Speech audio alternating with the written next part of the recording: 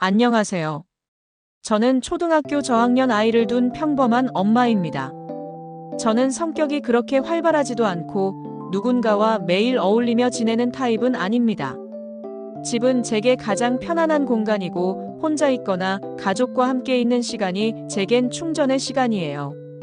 그런데 요즘 그 소중한 공간이 제 뜻과 상관없이 누군가에게 점령당한 듯한 기분이 들어 너무 답답합니다. 저희 아파트 단지에는 같은 반 아이 엄마가 한 분 있어요. 아이들끼리 잘 지내다 보니 자연스럽게 자주 마주치게 됐고 몇 번 인사를 나누면서 가까워졌습니다. 그러던 어느 날 아이들이 놀이터에서 놀다가 집에서 같이 놀면 안 돼요? 하고 물었고 저는 별 생각 없이 그래.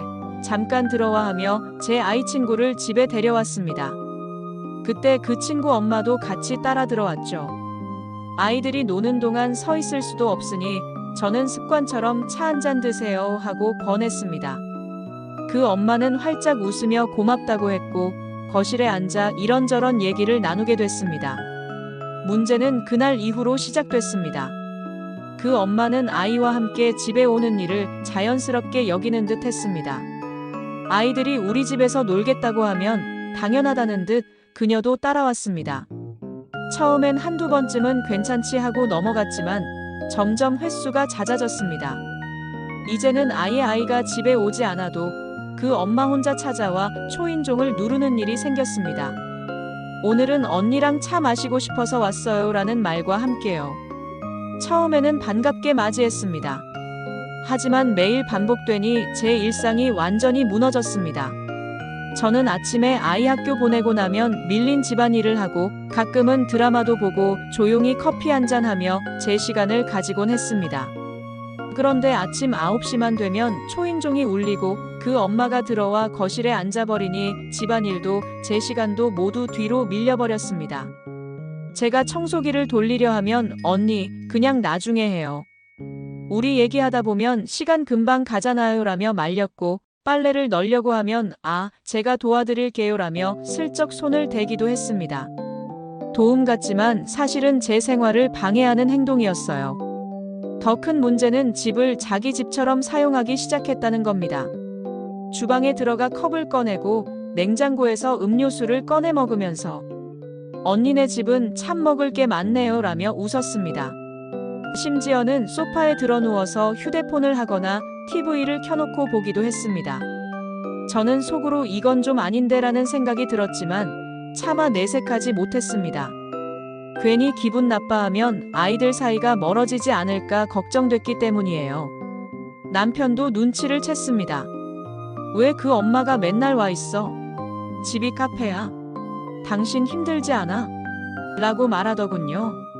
저는 애써 웃으며 아니야. 그냥 수다 떠는 거지 뭐. 별거 아니야 라고 했지만 사실은 정말 힘들었습니다. 집에 혼자 있어도 언제 초인종이 울릴지 몰라 마음이 편하지 않았습니다. 현관에서 띵동 소리가 들리면 심장이 덜컥 내려앉았고 거절하지 못한 채 또 문을 열어주는 제 자신이 원망스러웠습니다. 대화 내용도 점점 사적인 영역으로 들어왔습니다. 남편분은 요즘 야근 많으세요? 주말엔 어디 가세요? 생활비는 얼마나 쓰세요? 처음엔 그냥 대화 주제라 생각했지만 시간이 갈수록 제 사생활을 낱낱이 들여다보려는 듯한 질문으로 느껴졌습니다. 저는 대충 얼버무리거나 화제를 돌렸지만 속으로는 이게 무슨 권리로 이런 걸 묻지? 하는 생각에 불편함이 쌓여갔습니다. 아이들도 눈치를 채지 못한 채 당연히 우리 집에서 노는 걸 선호했습니다. 친구 엄마가 집에 와 있으니 친구도 자연스럽게 우리 집을 좋아했죠. 아이는 우리 집이 제일 좋아. 친구도 우리 집이 제일 재밌대라며 웃었지만 저는 그 말이 오히려 무겁게 느껴졌습니다. 아이들의 우정이 소중하지만 그 대가로 제 집이 빼앗기는 기분이었거든요. 결정적인 사건은 어느 주말에 있었습니다. 남편이 집에서 쉬고 있었는데 또 그 엄마가 아이와 함께 찾아왔습니다. 저는 이번만큼은 정중하게 거절하려 했습니다. 오늘은 저희 가족끼리 시간을 보내고 싶어서요 라고 말했는데 그녀는 웃으며 아이들이 같이 놀고 싶어 하잖아요. 잠깐만요라며 현관을 지나 거실로 들어왔습니다. 저는 그 당당한 태도에 말문이 막혔습니다. 그 엄마는 남편 앞에서도 스스럼 없이 앉아 회사 일은 요즘 많이 바쁘시죠? 라며 질문을 던졌습니다. 남편은 억지로 웃으며 짧게 대답했지만 표정은 분명히 불편했습니다. 그 순간 저는 더 이상 참을 수 없었습니다. 그날 밤 저는 남편에게 단호하게 말했습니다. 앞으로 그 엄마 우리 집에 못 오게 할 거야. 남편도 고개를 끄덕였습니다. 그래야지. 집은 우리가 편해야 하는 곳인데 왜 누가 매일 와서 출근하듯 앉아 있어야 해? 당신만 고생했네. 그 말에 눈물이 날 뻔했습니다. 드디어 내 마음을 누군가가 정확히 알아준 것 같았거든요. 그날 이후에도 그 엄마는 어김없이 아침마다 제 집을 찾아왔습니다. 저는 일부러 전날부터 집안일을 미뤄두고 오늘은 빨래도 널어야 하고 집 치울 것도 많다는 핑계를 대며 거절해보려 했습니다. 그런데 그녀는 대수롭지 않다는 듯 말했어요. 괜찮아요, 언니. 저도 같이 도와줄게요. 금방 하잖아요. 그러면서 주방으로 들어와 빨래감을 들고 나와서는 세탁기에 넣고 청소기를 돌리려 하면 내가 할까요? 하며 손을 뻗었습니다. 겉으로는 도와주는 것 같지만 사실은 제 영역을 침범하는 행동이었습니다. 저는 속으로 이건 아닌데 하면서도 차마 말은 못했습니다. 남편은 점점 불편함을 숨기지 않았습니다. 왜 계속 들어와? 내가 집에 와도 낯선 사람이 거실에 앉아 있으니 불편해 죽겠어. 그 말에 저는 차마 대꾸하지 못했습니다. 아이 때문이라는 변명도 더는 통하지 않았습니다. 남편이 한숨을 쉬며 당신이 계속 참으면 그 사람은 절대 멈추지 않아라고 했을 때 가슴이 철렁 내려앉았습니다. 그러던 어느 날 저는 결국 폭발해버렸습니다. 아침에 초인종이 울려서 문을 열었는데 그녀가 장바구니를 들고 서 있었습니다. 언니, 오늘 반찬 같이 만들자. 나 혼자 하기 싫어서라고 웃으며 들어오려는 순간 제 속에서 무언가 끊어졌습니다. 죄송하지만 오늘은 안 돼요. 저 혼자 조용히 지내고 싶어요. 제 입에서 나온 말은 단호했고 제 자신도 놀랐습니다. 그녀는 순간 굳은 표정이 되었지만 이내 억지 웃음을 지으며 아 그래요? 알았어요 하고 돌아섰습니다. 그날 하루 종일 가슴이 두근거렸습니다. 내가 너무 무례했나? 이제 사이가 틀어지면 어떡하지? 하지만 동시에 묘한 해방감도 느꼈습니다. 현관문을 닫고 집안에 혼자 앉아 있으니 비로소 집이 집 같았습니다. 그동안 제가 얼마나 억눌려 있었는지 깨달았어요. 그 후로 그녀의 태도는 달라졌습니다. 놀이터에서 마주쳐도 예전처럼 먼저 다가오지 않았고 다른 엄마들과 이야기할 때도 저와는 눈을 잘 마주치지 않았습니다. 서운함이 묻어나는 태도였지만 저는 오히려 편했습니다. 억지 미소를 지으며 대화해야 하는 시간 자체가 제겐 큰 스트레스였으니까요. 아이 문제도 있었습니다. 제 아이가 왜 이제는 지우 엄마가 우리 집에 못 와? 나랑 친구랑 같이 놀고 싶은데 라며 속상해했습니다. 저는 아이에게 솔직하게 말했습니다. 엄마가 힘들었어. 엄마 집인데 엄마가 마음 편하지 않으면 안 되잖아. 친구랑 노는 건 좋지만 집이 아닌 다른 곳에서도 충분히 놀 수 있어. 아이는 잠시 이해하지 못한 얼굴이었지만 시간이 지나면서 놀이터나 도서관에서 친구를 만나며 익숙해졌습니다. 놀라운 건 시간이 지나면서 다른 엄마들의 이야기를 들으면서였어요. 혹시 지우 엄마도 너희 집 자주 가니? 라는 질문을 받았을 때 깜짝 놀랐습니다. 다른 집에도 비슷한 일이 있었던 겁니다. 몇몇 엄마들은 저처럼 불편해서 거절했고 어떤 엄마들은 차마 거절하지 못해 힘들어하고 있었습니다.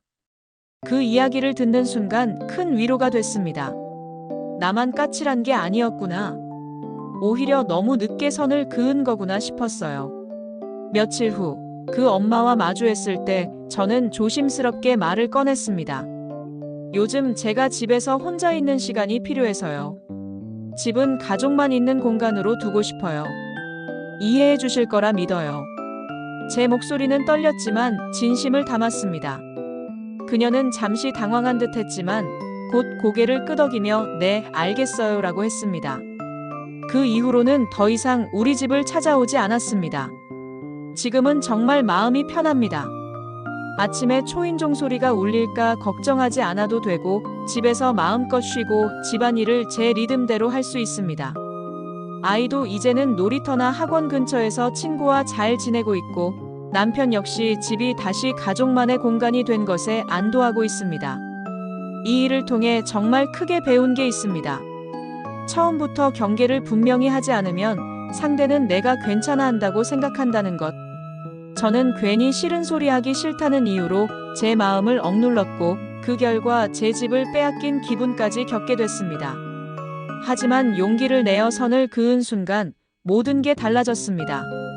혹시 저처럼 누군가가 매일같이 집에 드나들어 불편함을 겪고 계신 분이 있다면 꼭 말씀드리고 싶어요.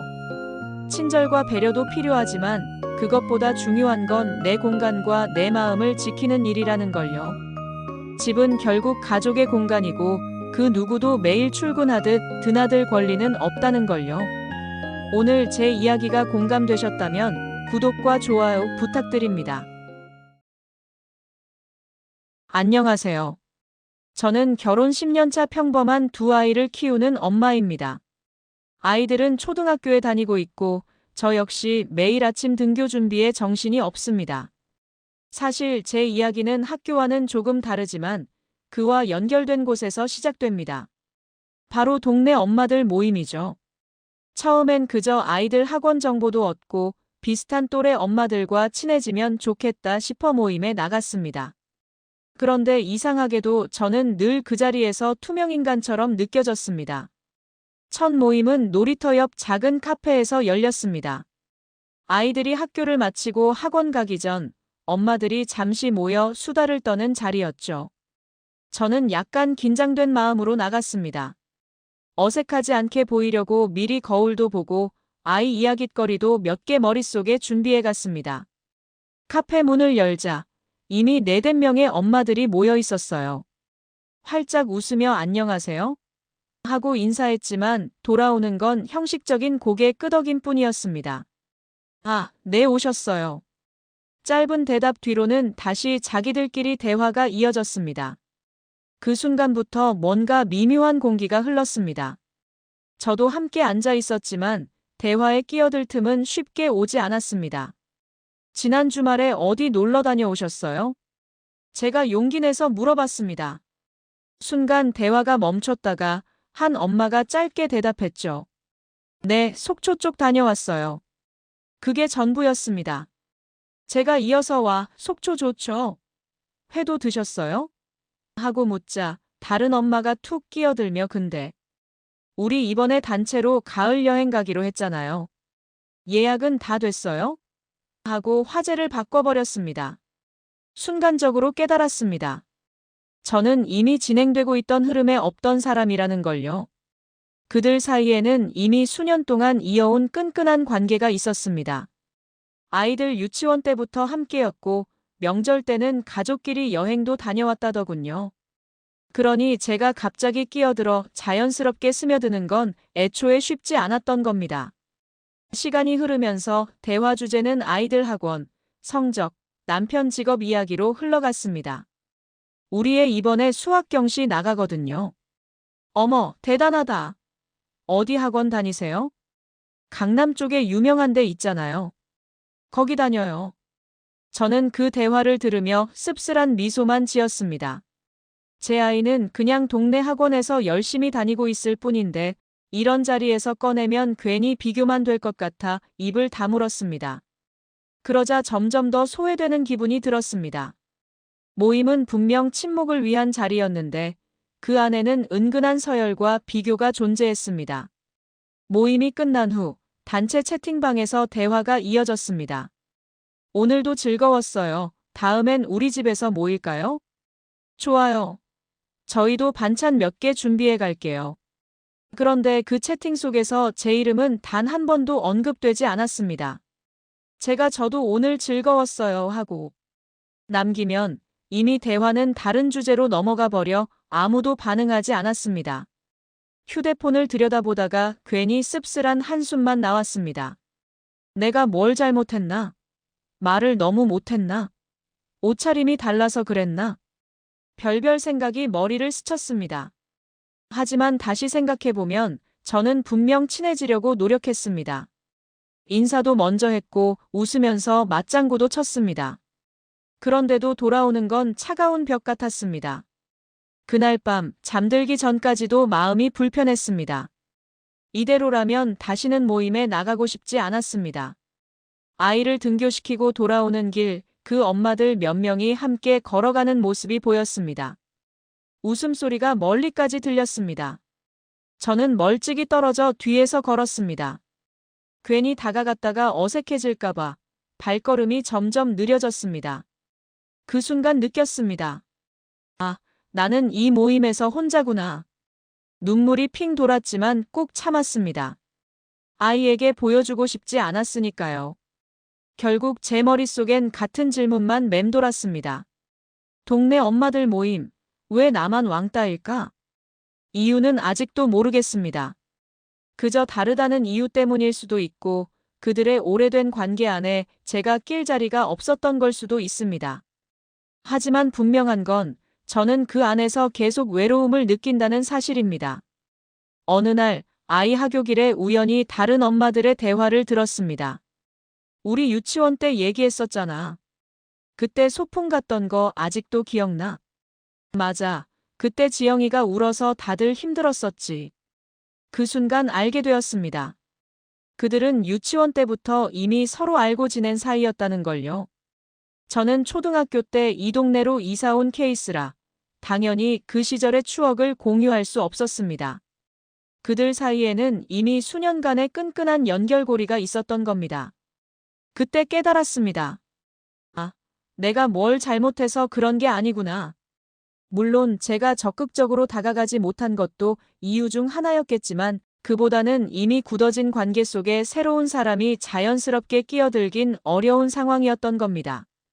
저는 스스로를 자책하며 내가 부족해서 그렇다고 생각했는데 사실은 환경적인 문제가 더 컸던 거죠. 하지만 그렇다고 손 놓고 있을 순 없었습니다. 저도 제 아이를 위해서 또 제 자신을 위해서라도 조금은 변해야겠다고 다짐했습니다.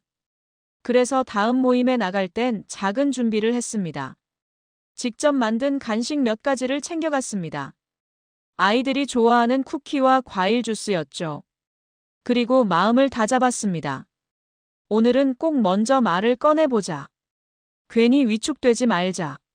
모임이 시작되고 저는 조심스럽게 준비해온 간식을 꺼냈습니다. 제가 집에서 조금 준비해봤어요. 아이들 간식으로 드셔도 좋을 것 같아요. 순간 엄마들이 놀란 듯 쳐다보다가 한 명이 웃으며 말했습니다. 어머, 직접 만드신 거예요? 너무 맛있겠다. 그제야 대화가 조금씩 풀렸습니다. 어떤 엄마는 쿠키를 맛보며 우리 아이가 이런 거 좋아하는데 레시피 좀 알려주실래요? 하고 다가왔습니다. 그 작은 순간이 저한테는 큰 변화의 신호였습니다.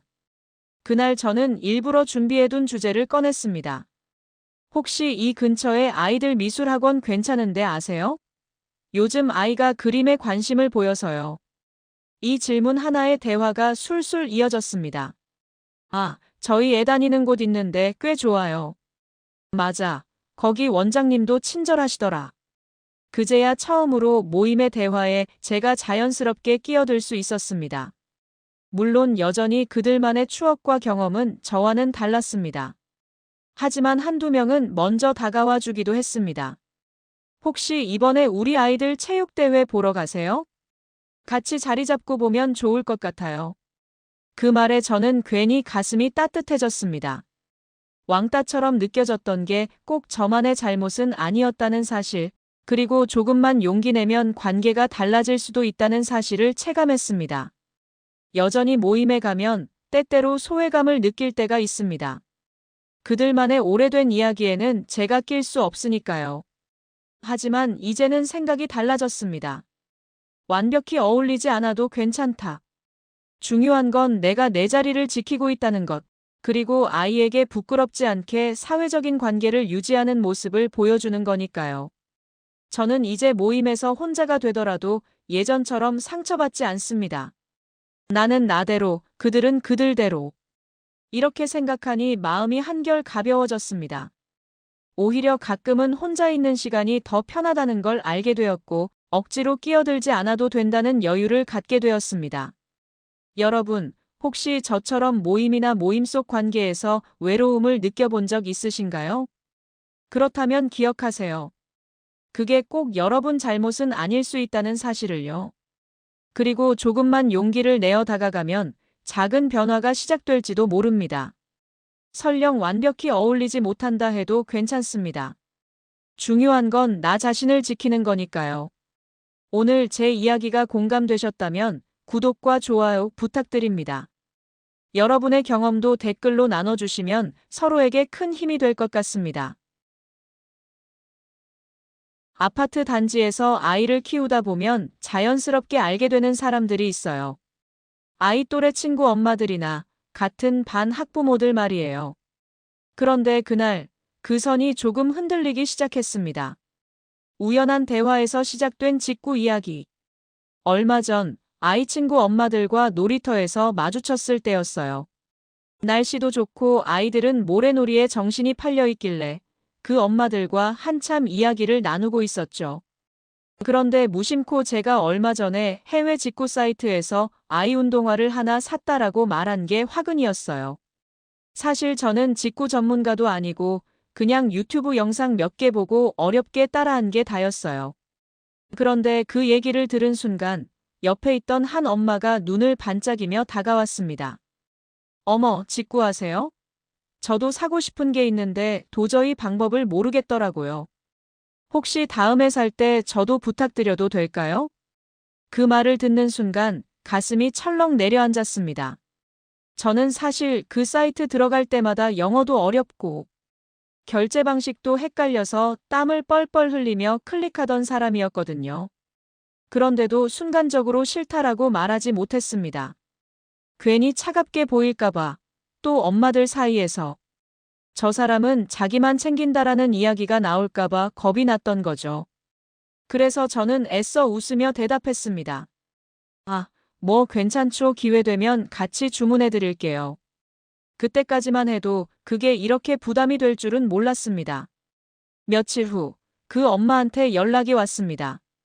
저번에 말씀드린 거요. 혹시 이번에 직구하실 때 제 것도 같이 해주실 수 있을까요? 그러면서 보내온 링크는 유명 아동 브랜드의 운동화였어요. 가격도 적당했고 배송비도 크게 차이나지 않는 수준이었죠. 사실 크게 어렵지는 않았습니다. 그래서 저는 제 것 주문하면서 그 엄마 것도 함께 결제해줬습니다. 며칠 뒤 택배가 도착했고 저는 그 엄마에게 건네주었죠. 그 엄마는 연신 정말 고마워요. 덕분에 싸게 잘 샀어요라며 제 손에 작은 커피 쿠폰 하나를 쥐어줬습니다. 그 순간에는 기분이 나쁘지 않았습니다. 오히려 이 정도 부탁은 괜찮지 뭐 하는 생각까지 들었어요. 하지만 진짜 문제는 그 다음부터였습니다. 부탁은 점점 자연스러워졌고 첫 번째 직구가 성공적으로 끝난 뒤 그 엄마는 마치 제가 직구 대행업자라도 되는 듯한 태도로 다가오기 시작했습니다. 저번에 부탁드린 거 너무 잘 신기고 있어요. 이번에 가방 하나 더 부탁드려도 될까요? 블랙 프라이데이 세일 하던데 이번에도 혹시 하실 거예요? 저도 몇 개 같이 부탁드려도 돼요? 처음에는 웃으며 네, 알겠어요 하고 받아줬지만 속으로는 점점 불편해졌습니다. 저는 직구할 때마다 사이트 접속부터 배송 대행지 입력, 통관 절차 확인까지 신경을 곤두세워야 했거든요. 그런데 그런 제 노고는 보이지 않는 건지 부탁은 너무 쉽게 이어졌습니다. 특히 배송이 늦어지거나 상품이 품절되기라도 하면 괜히 제가 책임지는 듯한 분위기가 되곤 했습니다. 아직도 안 왔다고요? 원래 이렇게 늦어요? 사이즈가 다른데요? 이거 교환 어떻게 해요? 저는 속으로 울분이 차올랐습니다. 아니, 내가 무슨 판매자도 아닌데 왜 나한테 따지듯 물어보는 거야? 라는 생각이 들면서 점점 이 상황을 피하고 싶어졌습니다. 알림 소리만 울려도 긴장했고 그 뒤로는 휴대폰에 그 엄마 이름이 뜨기만 해도 심장이 두근거렸습니다. 또 직구 부탁이 아닐까 싶어서요. 심지어는 제가 직구 사이트에 들어갈 때마다 괜히 주변 눈치를 보게 됐습니다. 혹시 이번에도 부탁하면 어떡하지? 그냥 모른 척 했다고 할까? 아니면 직구를 아예 그만한다고 해야 하나? 직구를 처음 부탁받았을 때만 해도 저는 그저 한두 번쯤은 괜찮겠지 하는 마음이었습니다. 그런데 그 뒤로 부탁은 끝도 없이 이어졌고 마치 제가 직구 전문 대행 업체라도 되는 듯한 상황이 되어버렸습니다. 어느 날 아동복 세트와 가방을 부탁했을 때였습니다. 총 금액은 18만 7천 원. 입금은 딱 18만 원만 들어왔습니다. 저는 한참을 고민하다가 결국 조심스럽게 메시지를 보냈죠. 아영 씨, 금액이 18만 7천 원이었는데 18만 원만 들어왔더라고요. 확인 부탁드려요. 잠시 후 돌아온 답은 이랬습니다. 아, 제가 잘못 보냈나 봐요. 나중에 커피 사드릴게요. 순간 속이 뒤집어졌습니다. 7천 원을 돌려주겠다는 말은 없고 커피로 넘어가려는 분위기. 그래서 저는 단호하게 다시 보냈습니다. 커피는 괜찮아요. 그냥 계좌로 보내주시면 될 것 같아요. 그리고 한참 뒤, 밤이 다 되어서야 내일 보내드릴게요라는 짧은 답장이 왔습니다. 결국 다음 날 돈은 들어왔지만 그 순간부터 마음이 불편해졌습니다. 7천 원이 문제가 아니라 그 태도. 왜 당연한 걸 저렇게 억지로 챙겨야 하지? 라는 생각이 머릿속에서 떠나지 않았습니다. 그 일이 있은 지 얼마 지나지 않아 또 직구 부탁이 들어왔습니다. 이번에는 아이 운동화 2켤레. 금액은 12만 5천 원이었습니다. 며칠 뒤 입금 알림을 확인하니 계좌에는 딱 12만 원만 들어온 겁니다. 순간 저는 멍하니 화면을 바라봤습니다. 설마 또? 저는 다시 한번 용기를 내어 톡을 보냈습니다. 지난번 운동화 결제 금액이 12만 5천 원이었는데 12만 원만 들어온 것 같아요. 이번에도 그 엄마는 태연하게 답했습니다. 어머, 그랬어요? 제가 계산을 잘못했나 보네요. 5천 원은 다음에 만나면 드릴게요. 저는 웃는 이모티콘 하나를 붙여보냈지만 속으로는 분노가 치밀었습니다. 왜 매번 덜 보내는 걸까? 우연이라고 하기에는 너무 반복적이었고 일부러 그러는 것 같다는 의심마저 들었습니다. 며칠 뒤 5천 원은 현금으로 건네받긴 했지만 그 순간마저도 씁쓸했습니다. 이걸 내가 꼭 받아야 하나 싶은 마음과 안 받으면 또 반복될 것 같다는 생각이 엉켜버렸습니다. 수진 씨, 이번에 세일하더라고요. 우리의 옷이랑 제 가방 하나만 부탁할게요. 이번에도 저는 거절하지 못했습니다. 총 금액은 9만 3천 원. 그런데 계좌에는 또다시 9만 원만 들어왔습니다. 저는 휴대폰을 손에 쥔 채 깊은 한숨을 내쉬었습니다. 이번에도 내가 말해야 하는 거야? 마치 매번 제가 돈 달라고 구걸하는 사람처럼 느껴졌습니다. 하지만 참을 수 없었습니다. 아영 씨, 이번 결제가 9만 3천 원이었는데 9만 원만 들어왔어요. 그랬더니 답은 늘 똑같았습니다. 아이고, 제가 정신이 없어서 그랬네요. 다음에 밥 한 번 살게요. 저는 속으로 되뇌었습니다. 밥도 커피도 필요 없어. 그냥 제 값만 보내라고. 3번이나 반복되니 이제는 확신이 들었습니다. 이건 단순한 실수가 아니라 습관이다. 게다가 매번 커피 사줄게요. 밥 살게요라는 말로 넘어가려는 태도에 진저리가 났습니다. 그 뒤로는 직구 부탁이 올 때마다 제 심장은 두근거렸습니다. 이번에는 또 얼마를 덜 보낼까? 이번에도 내가 말해야 하나? 심지어 입금 알림이 울릴 때마다 자동으로 금액부터 확인하는 제 모습이 한심하게 느껴졌습니다. 남편에게 다시 털어놓자 남편은 단호하게 말했습니다. 이건 우연이 아니야. 계속 반복되잖아. 그 엄마는 내가 말하면 줄 거고 안 말하면 넘어갈 거라는 걸 아는 거야. 지금이라도 딱 끊어. 저도 알았습니다. 더 이상 이 상황을 방치하면 저는 계속 호구로 보일 수밖에 없다는 걸요. 균열이 시작되다. 결국 어느 날 저는 단호하게 말했습니다. 아영 씨, 제가 요즘 바빠서 직구를 따로 챙기기가 어려워요. 이번부터는 직접 하셔야 할 것 같아요. 그 엄마의 표정이 굳는 게 느껴졌습니다. 아, 네, 알겠어요. 그 뒤로 놀이터에서 마주쳐도 웃으며 인사하지 않았습니다. 다른 엄마들에게 은근슬쩍 수진 씨는 부탁을 잘 안 들어준다는 이야기가 돌고 있다는 소문도 들려왔습니다. 그 뒤로 놀이터에서 마주쳐도 시선을 피했고 인사도 형식적이었습니다. 이전에는 먼저 와서 반갑게 얘기하던 사람이었는데 이제는 마치 저를 투명인간 취급하는 것 같았습니다. 며칠 뒤 다른 엄마 한 분이 뜬금없이 물어봤습니다. 수진 씨, 직구 안 해줘요? 저는 깜짝 놀랐습니다. 그 얘기를 왜 이분이 알고 있을까? 순간 머릿속이 복잡해졌습니다. 아마도 제가 부탁을 거절한 뒤 그 엄마가 다른 곳에서 은근슬쩍 이야기를 흘린 것 같았습니다. 그날 저녁 또 다른 엄마가 이런 말을 건넸습니다. 아영 씨가 부탁 좀 했다고 그렇게까지 싫은 티를 낼 필요는 없지 않아요? 순간 얼굴이 화끈거렸습니다.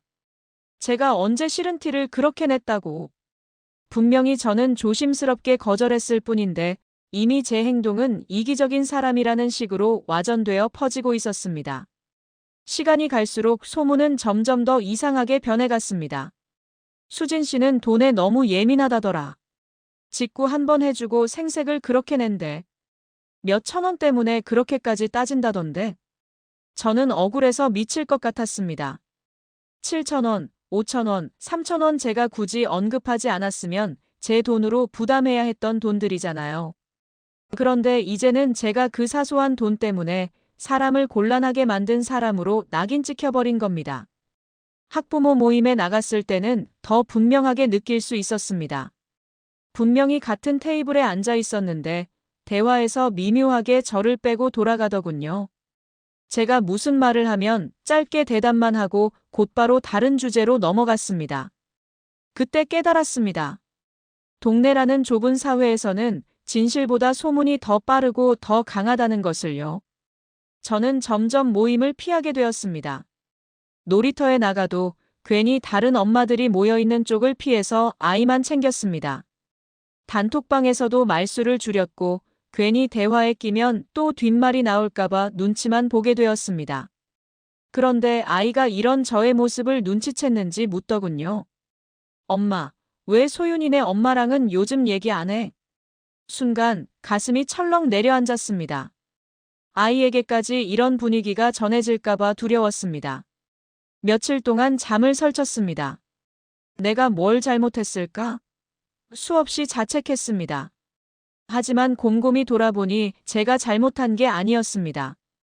애초에 작은 호의를 계속 들어준 게 문제였고 선을 확실히 긋지 못한 제 책임도 있었다는 걸 인정해야 했습니다. 돈 문제는 단순한 금액의 크기가 아니라 신뢰의 문제였습니다. 7,000원, 5,000원, 3,000원. 그 반복 속에서 저는 그 엄마가 저를 어떻게 대하는지 명확히 알게 되었습니다. 그리고 끝내는 제 인간관계의 기준을 다시 세울 수 있었습니다. 저는 이제 다짐했습니다. 앞으로는 선을 명확히 긋자. 사람 사이에서 불편한 상황이 생기더라도 처음부터 단호하게 거절할 줄 아는 용기가 필요하다는 걸 깨달았습니다.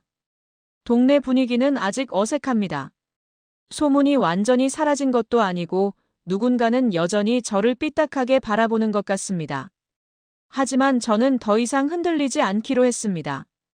왜냐하면 그 누구도 제 돈과 제 마음을 대신 지켜주지 않으니까요.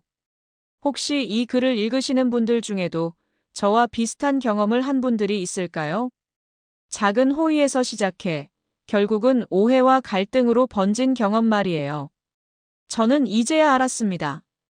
호의는 의무가 아니고 부탁은 강요가 아니라는 것. 그리고 작은 돈일수록 더 확실히 정산해야 신뢰가 무너지지 않는다는 걸요. 여러분은 이런 상황에서 어떻게 하실 건가요? 댓글로 여러분의 생각을 들려주세요. 구독과 좋아요는 영상 제작에 큰 힘이 됩니다. 길에는 아이들이 가방을 메고 줄지어 서 있었고 엄마들은 아이들을 바라보며 삼삼오오 모여 이야기를 나누고 있었다. 지영은 늘 그렇듯 아이 손을 잡고 조용히 횡단보도 앞에 서 있었다. 오늘 바람 진짜 세네. 다들 패딩 안 챙겼지? 앞장서 웃음을 터뜨린 건 미선이었다. 이 동네 엄마 모임의 중심이자 언제나 분위기를 쥐락펴락하는 사람이었다. 옆에 있던 은주가 맞장구를 쳤다. 역시 언니는 늘 준비성 만점이에요. 그때 낯선 얼굴의 여자가 다가와 조심스레 인사를 했다. 안녕하세요. 지난주에 이사 온 수진이에요. 아직 길도 잘 몰라서 헤매고 다녀요. 미선은 기다렸다는 듯이 다정한 미소를 지었다. 아, 지난번에 얘기했던 그분이구나. 반가워요. 아이는 금방 적응할 거예요. 오늘 시간 되시면 아이들 학교 보내고 같이 카페 가요. 우리 모임 새 얼굴 환영하거든요. 지영은 짧게 고개만 끄덕였다. 필요 이상으로 말을 보태지 않는 게 늘 그녀의 습관이었다. 카페 콩나무에 모였을 때 테이블 위에는 김이 모락모락 나는 머그잔들이 놓였다. 대화는 아이들의 학원 이야기로 시작됐다. 수진 씨, 여기 피아노 학원은 3층 말고 5층 가야 해요. 미선이 목소리를 낮추며 말했다. 3층은 소문이 좀 안 좋아서 선생님이 자주 바뀐다나 뭐라나. 수진은 눈이 동그래져 물었다. 소문이요? 은주는 잠깐 미선을 보더니 애매하게 웃었다. 그냥 들리는 얘기예요. 다들 그렇게 말하니까요. 지영은 말없이 라떼 잔을 돌리며 대화를 지켜봤다. 잠시 후 화살은 자연스럽게 지영에게 향했다. 지영 씨, 운동회 때 남편분이 사진 많이 찍던데요. 단톡방에 좀 올려주시면 다들 좋아할 텐데요. 지영은 고개를 끄덕이며 짧게 대답했다. 정리되면요. 은주가 장난스럽게 웃으며 끼어들었다. 지영 씨는 카톡방에선 너무 말이 없어요. 한마디라도 해주면 다들 좋아할 텐데. 지영은 여전히 담담했다. 굳이 필요할 때만 말해요. 그 순간 미선의 휴대폰이 울렸다. 그녀는 화면을 힐끗 보더니 다시 미소를 지었다. 하지만 눈빛은 잠깐 흔들렸다. 화장실 앞에서 은주가 지영을 불러 세웠다. 너무 마음에 담아두지 마요. 언니 스타일 알잖아. 사람 모아놓고 분위기 띄우다가 없는 말도 가끔 섞이고 다들 그냥 그러려니 하는 거예요. 지영은 고개를 갸웃했다. 그게 무슨 뜻이에요? 은주는 목소리를 낮췄다. 걱정하는 척하면서 사실은 뒷말이 많다는 거죠. 수진 씨 같은 새 얼굴은 특히 조심시켜야 해요. 아무 말이나 따라하거든. 지영은 답하지 않았다. 하지만 마음속 어딘가에서 서늘한 기운이 올라오기 시작했다. 자리로 돌아왔을 때 뜻밖의 일이 터졌다. 아, 어제 단톡에서 봤어요. 수진이 천진한 얼굴로 말했다. 지영 언니 요즘 말이 줄었다고 남편 야근 많아서 힘들다면서요? 공기가 얼어붙었다. 미선은 잔을 들다가 멈췄고 은주는 얼떨떨한 얼굴을 했다. 지영은 천천히 물었다. 어디서 봤다고요? 단톡이요. 햇살반 플러스라는 방이 있던데요. 미선 언니가 캡처 올린 거였는데. 미선은 급히 웃음을 지으며 손살에 쳤다. 어머, 그건 그냥 다들 걱정해서 한 얘기예요. 별 뜻 없어요. 지영의 입꼬리가 비틀렸다. 내 얘기를 내가 모르는 방에서 요약해주는 게 걱정인가요? 순간 테이블 위에 커피 향이 갑자기 쓰게 느껴졌다. 집으로 돌아오는 길 은주가 다급히 변명했다. 그 방 그냥 편의상 만든 거예요. 모든 얘기가 오가는 곳이니까 지영 씨 얘기만 있는 건 아니고 누구든 한 번씩은 소재가 되죠. 지영은 쓴웃음을 지었다. 나는 왜 그걸 오늘 알게 될까? 수지는 얼굴이 새빨개져 연신 사과했다.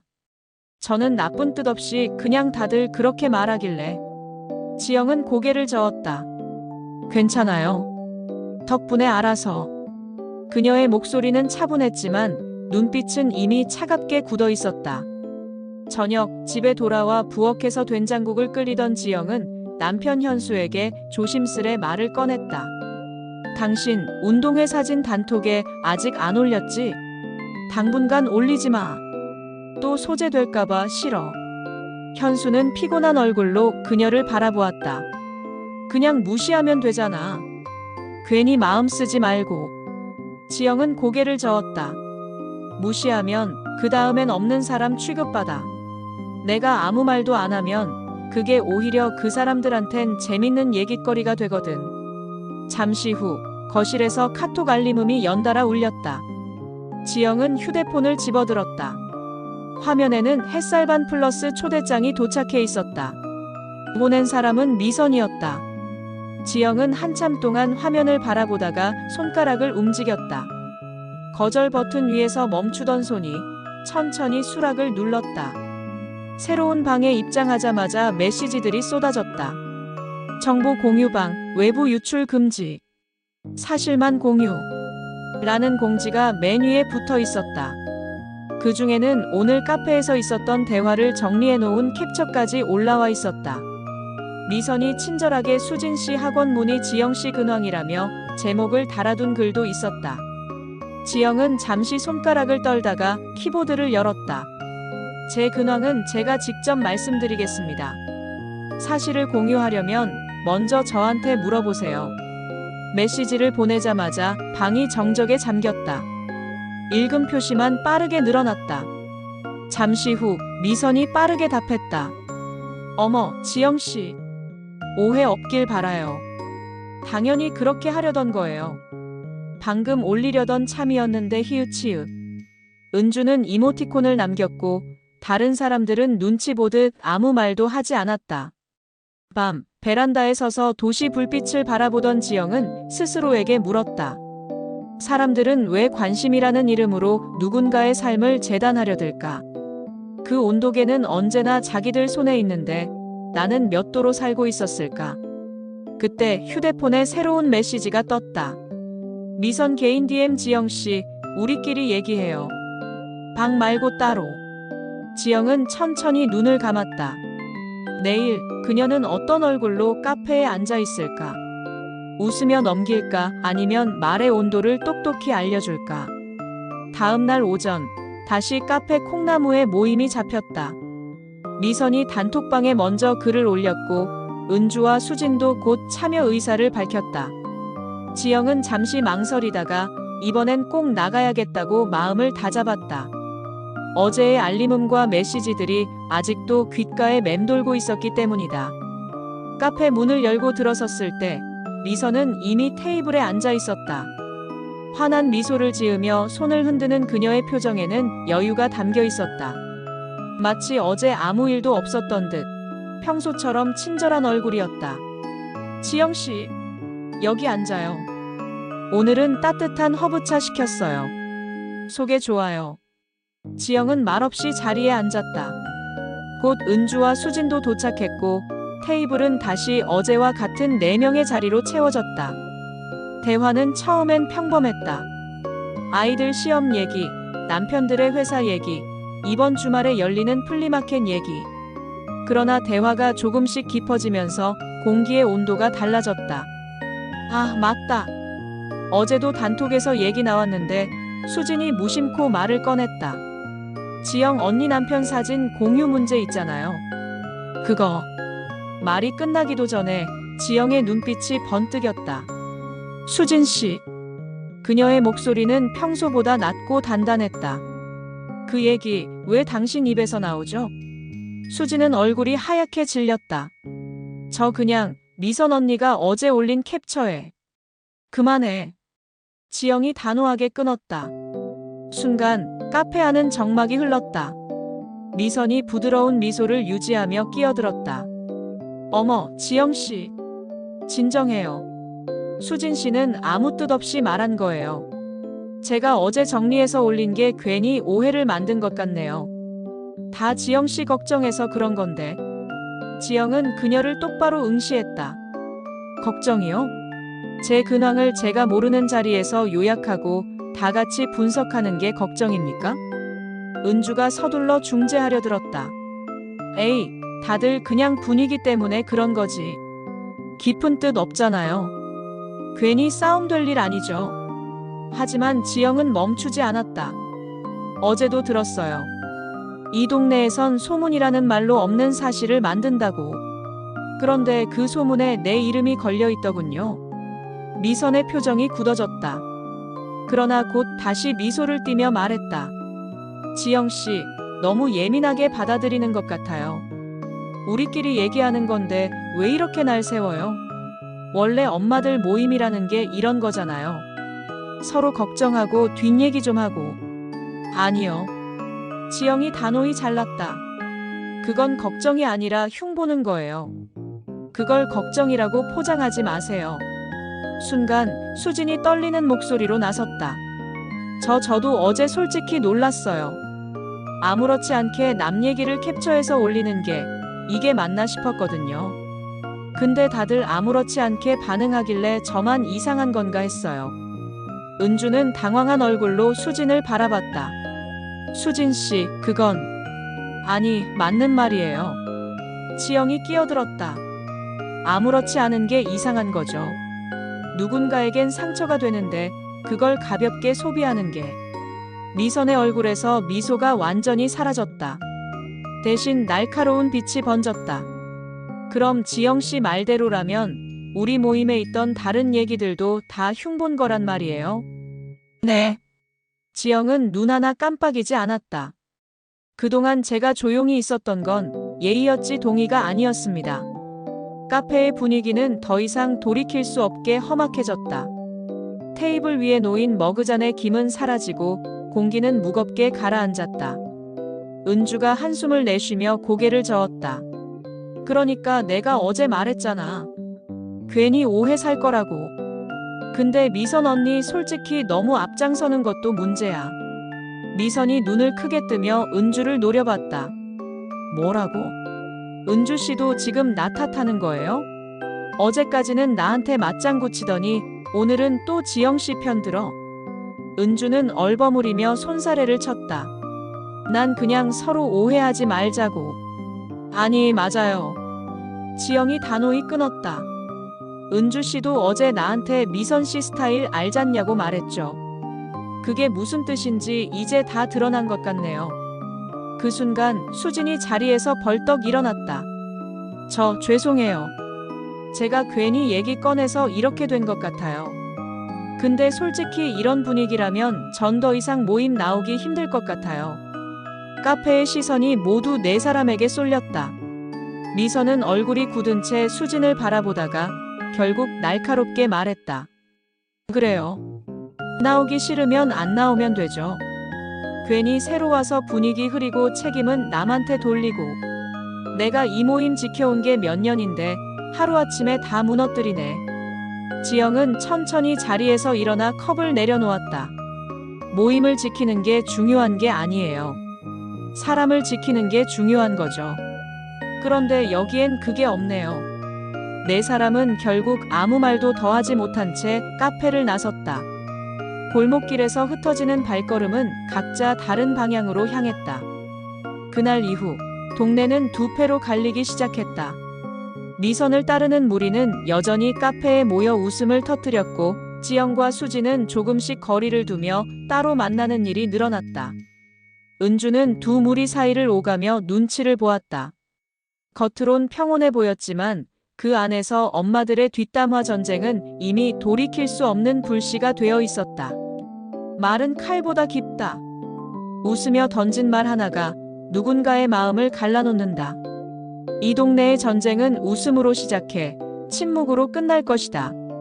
그리고 그 사이에서 누군가는 반드시 상처를 입는다. 이 내용이 공감이 되셨다면 구독과 좋아요 부탁드립니다.